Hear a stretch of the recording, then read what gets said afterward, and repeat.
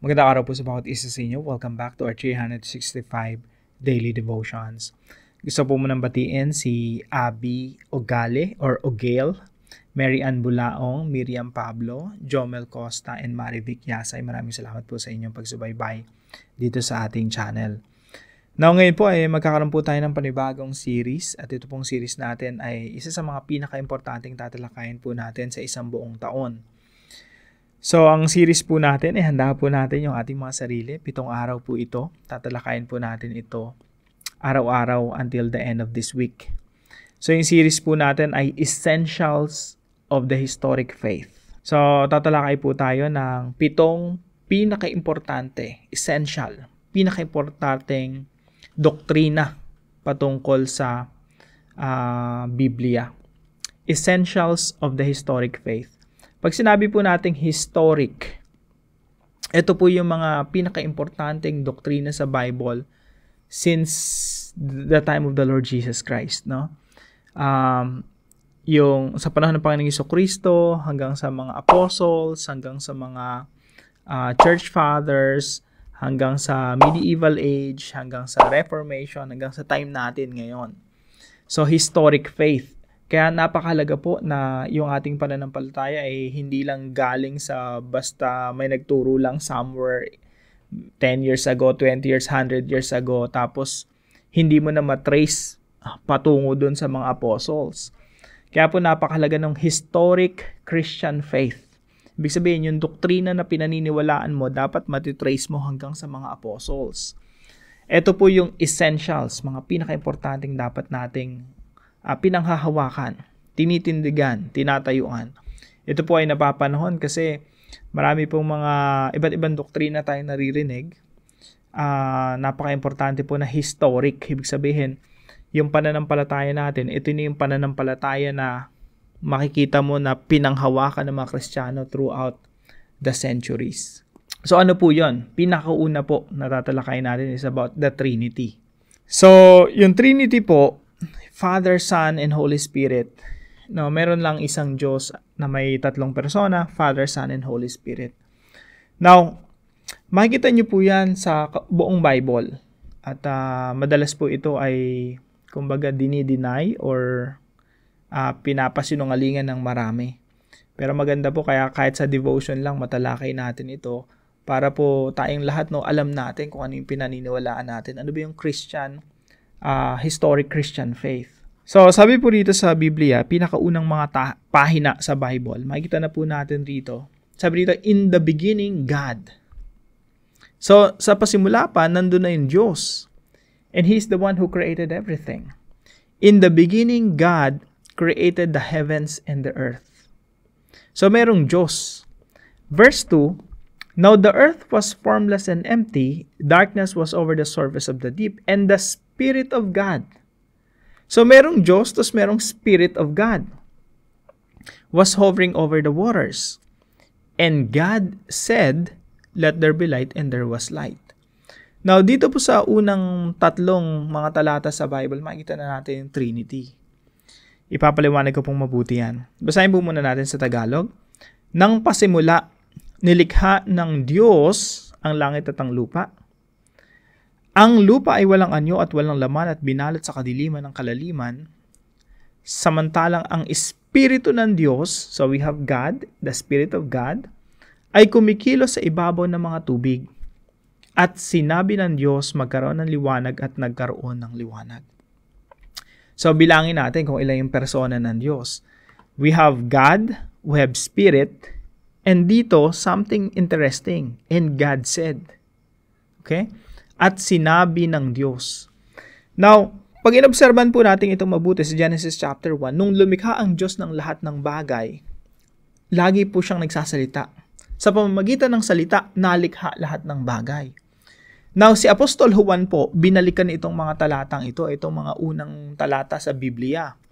Si Apostle John, ininterpret niya to, sabi niya, sa simula ay ang salita. So, sa simula pa, yung lumikha ang Diyos sa pamamagitan ng salita, and God said, no? Kada nagsasalita ang Diyos, nalilikha lahat ng mga bagay. Sabi niya, itong salita na to, si Jesus yan. The second person of the Trinity. So sa simula ay ang salita, at ang salita ay kasama ng Diyos.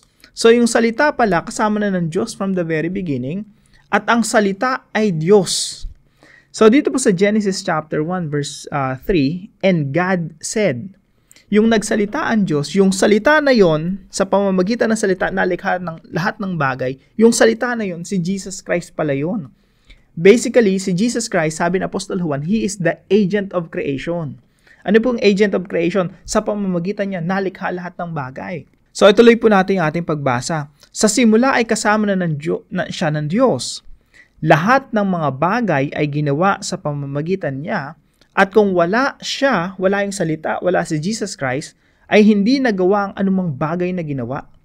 So sabi ni Apostol Juan, balik ka tayo sa Genesis chapter 1. Alam niyo ba nung nilikha ang lahat ng bagay, nilikhain sa pamamagitan ng salita ng Diyos, at yung salita na yon ay si Jesus. Sa simula pa ay ang salita, at ang salita ay kasama ng Diyos, at ang salita ay Diyos. Si Jesus, siya yung Diyos. Pagdating po sa verse 14 nitong John chapter 1, sabi po rito, at naging tao ang salita. Si Jesus, nakasama na ng Diyos sa Genesis chapter 1, naging tao siya, nagkatawan tao. At tumahang kasama namin, at nakita namin ang kanyang kaluwalhatian gaya sa tanging anak ng Ama, puspos ng biyaya at katotohanan. So dito pa lang po sa Genesis chapter 1, makikita na natin merong God, Spirit, and Jesus Christ. He is the Word of God through whom He created all things. Now, napakadami pong talata patungkol sa Trinity. Hindi po natin iisa-isahin. No? Magbibigay lang po ako ng ilan. For example, Matthew chapter 28 verse 19. Ito yung sabi ni Jesus Christ, pag magbabaptize kayo, ganito ha, baptize them in the name of the Father, and of the Son, and of the Holy Spirit. So, ganun po ang may formula, Father, Son, and Holy Spirit. Now, dito po sa John chapter 14, verse 16 and 17, makikita natin si Jesus nagsasalita. Sabi niya, and I will ask the Father, we have God the Father, and He will give you another advocate to help you and will be with you forever. The Spirit of Truth. Yung Father, sabi ni Jesus Christ, siya yung nagsasalita, the Father will give you the Holy Spirit, will send you the Holy Spirit. Sa verse 26 po sabi, but the advocate, the Holy Spirit, whom the Father will send in my name, will teach you all things and will remind you of everything I've said to you. So yung Holy Spirit na isusugo ng Ama, siya yung magtuturo sa iyo ng lahat ng bagay, lahat ng mga kailangan mong malaman patungkol mga essential, mga importanteng bagay na dapat mong malaman. So sinasabi po ito ni Jesus Christ sa kanyang mga apostol. So makikita po natin dito, si Jesus nagsasalita, ang pinag-uusapan, yung God the Father, isusugo yung Holy Spirit. Kaya meron talagang Trinity. God the Father, Son, and Holy Spirit. Now, pag sinamarize po natin yan, ito po yung teaching. The doctrine of the Trinity. Number 1, God is 3 persons. Yung Diyos natin may 3 persona. Ibig sabihin ng persona, ang hirap kasi sa Tagalog kasi katauhan. Person, ibig sabihin hindi energy, hindi yung Holy Spirit hindi lang basta enerhiya ng Diyos. Hindi, He's a person. Pwede magturo sa iyo, kausapin ka na para bang kung paano ko kinakausap ng Diyos Ama at ng Panginoong Hesukristo. So God is 3 persons, Father, Son, and Spirit. Now each person is fully God. God the Father is God, the Son is God, the Spirit is God. Tanong, ilan ang Diyos? Pangatlong pinaka-importanteng katuruan ng doctrine of the Trinity, there is only one God. Ibig sabihin, yung isang Diyos may 3 persona. Kaya yung Diyos natin hindi marami, isa lang. Pero yung isang Diyos na yon may 3 persona. Father, Son, and Holy Spirit. Let me summarize po. Yung God the Father natin ay Diyos. Yung God the Son, Diyos. Yung God the Holy Spirit, Diyos. Pero yung Son and Holy Spirit, hindi sila pareho. Yung Father, hindi siyang anak. Ang anak, hindi Father. Ang Father, hindi ang Holy Spirit. Ang Holy Spirit, hindi Father. Pero ang Father, God. Ang Son, God. Ang Holy Spirit, God. There's only one God, and that God is 3 persons. So, wag po tayo malilito, no? Ganun kasi inihayag sa Bible. Now, Gaano po ka-importante ito? Hindi ko naman po ito matatalakay na mas mahaba pa, no? Kasi we only have 15 minutes. Pero i-search nyo lang po, meron akong mahabang talakayan dyan about the Trinity.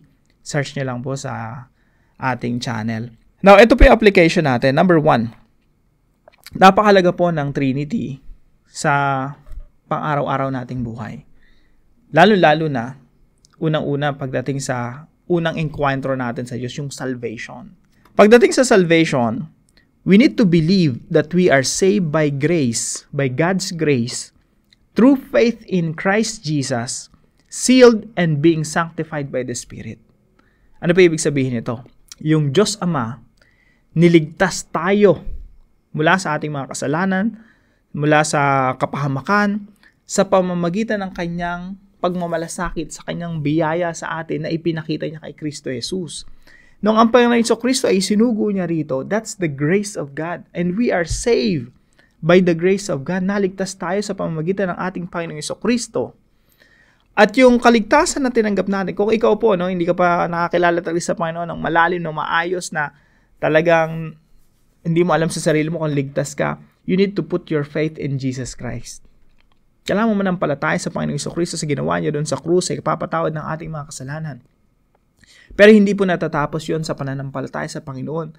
The moment na nanampalataya kay Jesus, idedeklara ang anak ng Diyos. At yung Santong Espiritu, ang role ng Santong Espiritu sa atin ay turuan tayo paano mamuhay bilang mga anak ng Diyos.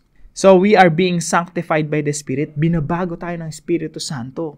At yung Espiritu Santo, yan din ang selyo na tayo ngay mga anak ng Diyos at kailanman hindi tayo mawawalay sa kamay ng Diyos. Sapagkat ang banal na Espiritu ay mananahan sa atin at siya yung selyo na tayo ngay pagmamayari na ng Diyos.